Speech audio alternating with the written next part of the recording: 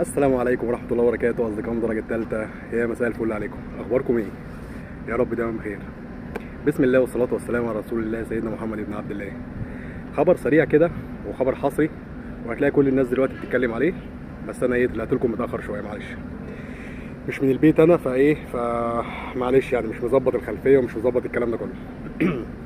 إزيكم عاملين إيه؟ يا رب دايما بخير. كنا اتكلمنا من فترة كده عن عودة المغتربين او عودة الطيور المهاجرة. النهاردة وخلاص من دقايق كده تم فسخ عقد اكرم توفيق مع نادي الشمال القطري. فسخ بالتراضي، فسخ بالتراضي.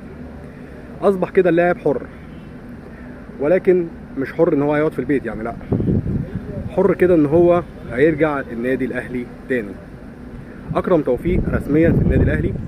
اكرم توفيق 3 سنين في النادي الاهلي. السلام عليكم.